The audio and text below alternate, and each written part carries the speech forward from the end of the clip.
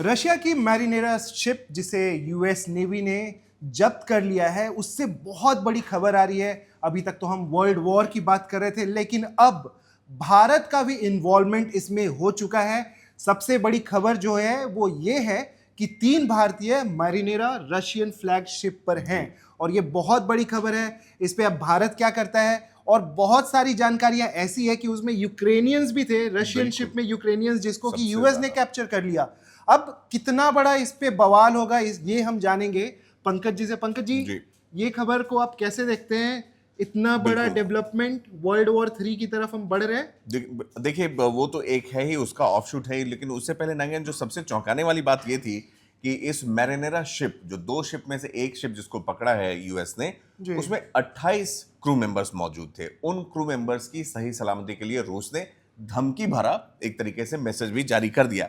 लेकिन उस 28 मेंबर्स के कॉम्पोजिशन को सुनिए। 3 आपने बता दिया भारतीय हैं, उसमें 6 जो हैं वो जॉर्जिया के नागरिक हैं। जॉर्जिया रूस के ही निकटवर्ती इलाका। 17 जो है वो यूक्रेन से हैं। जो सबसे बड़ी बात है, रूस के जहाज पर 17 यूक्रेनी नेशनल काम कर रहे हैं और उसको अमेरिका ने पकड़ लिया है। अब सवाल ये उठता है कि क्या ये चीज अमेरिका के मन में बदलाव ला सकता है? जो ह्यूमन ट्रीटमेंट की बात होती है, देखिए, जब आप कैप्टिविटी में होते हैं और इस तरह से प्रिजनर ऑफ वॉर की स्थिति है, एक तरीके से कोई डिक्लेयर्ड वॉर नहीं है, लेकिन ट्रेसपासिंग का भी इलाका है, उन पर केस भी चलाया जाएगा, शिप पर भी हो सकता है इलिसिट ऑयल को ले जाने का हो नागेन, तो इसमें काफी चीजें आती है। और 3 भारतीय इसमें जो है वो शामिल है और मात्र 2 रशियंस हैं 28 लोगों में। इसके बावजूद रशिया खुले तौर पे धमकी दे रहा है, बोल रहा है कि ट्रंप ने सीरियसली डकैती की है ये करके। बिल्कुल, और जिस प्रकार से ट्रंप के टैरिफ की बात हो, वेनेजुएलन वाटर्स में टेंशन बढ़ती जा रही है, पूरे प्रकरण को आप किस प्रकार से देखते हैं कि अब ये बहुत बड़ा मामला बनेगा, या वेनेजुएला का अंत जब जब कोर्ट केसेस में आएंगे मदुरो, तब बात बढ़ेगी कि ये बढ़ता बढ़ता, क्योंकि इसमें यूके भी इन्वॉल्व है। और एक बड़ी खबर जो आ रही है कि नेटो ने अपने शिप्स लगाए थे इस टैंकर को, वेसल को इंटरसेप्ट करने के लिए। और रशिया हमेशा जैसे ही सुनता है नेटो, वो बोलते हैं कि भैया हम सबसे पहले चलाएंगे अपना सबसे बड़ा मिसाइल ओरेशनिक्स। तो क्या ये रीजन दे सकता है नेटो का इन्वॉल्वमेंट? पुतिन को आपने ललकार दिया। बिल्कुल दे सकता है नागेन। देखिए, यहाँ पर हमें 2 और 2 4 या 2 और 2 22 करने की भी आवश्यकता नहीं है।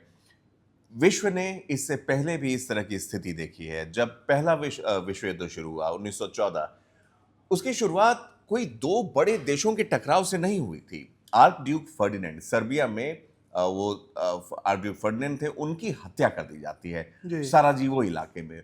उन्होंने क्या किया कि अपने अपने सहयोगियों को बुलाया और 2 दल आपस में लड़ने लगे, और उसके बाद फिर जो एक्सिस पावर्स की जो लड़ाई शुरू हुई, उसकी वजह से वर्ल्ड वॉर शुरू हो गया। ये एक घटनाक्रम है। सवाल ये उठता है कि ये जो वेनेजुएला में मदुरो को उठा लिया जाता है, वेनेजुएला के चारों तरफ ब्लॉकेड लगा दिया जाता है कि यहां से कोई तेल बाहर नहीं जाएगा।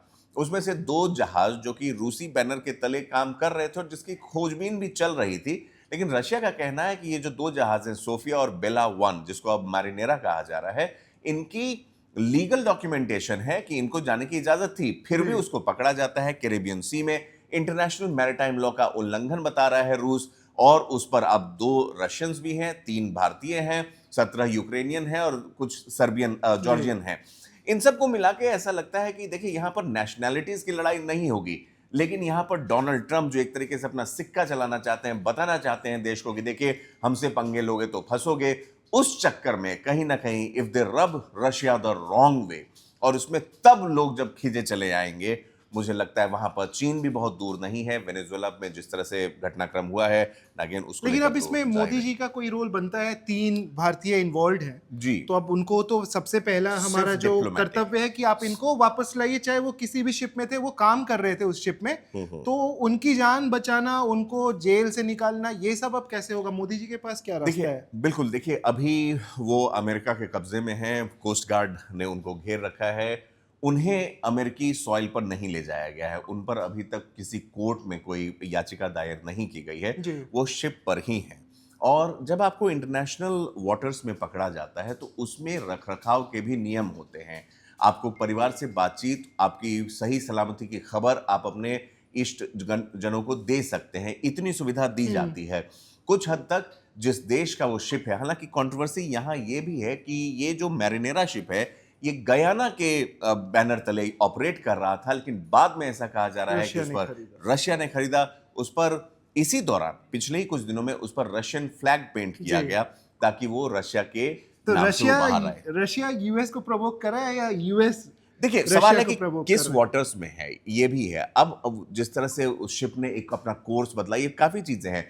शिप ने अपना कोर्स बदलते हुए कहीं ना कहीं उस पानी से निकलने की कोशिश की और they try to enter the international water. वो वेनेजुएला के उस ब्लॉकेड इलाके से निकलना चाहते थे, तो अमेरिका ने बोला ये शैडो फ्लीट है इनकी, ये रशिया की जो है वो शैडो फ्लीट है, ये खुद डायरेक्टली नाम से नहीं आते हैं, ये दूसरों के नाम से आते हैं और फिर तेल लेकर चले जाते हैं। उस टैंकर में तेल भी पाया गया है। अब उस तेल को लेकर जो समस्या उत्पन्न हो रही है, इसको रशिया किस तरह से झेलता है, ये देखने वाली बात। चलिए देखते हैं तेल की लड़ाई कहाँ तक जाती है, वर्ल्ड वॉर 3 तक पहुंचती है कि नहीं।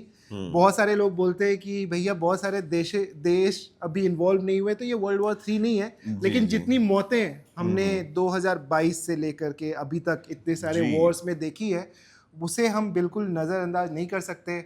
आप बने रहिए वन इंडिया के साथ, हम आपके लिए एक्सक्लूसिव खबरें लाते रहते हैं। और हमारा एक शो है तरकश, वो आप देखना ना भूलें।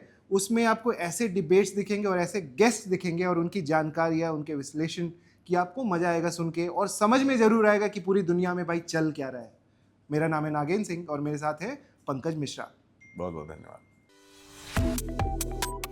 Subscribe to One India and never miss an update. Download the One India app now.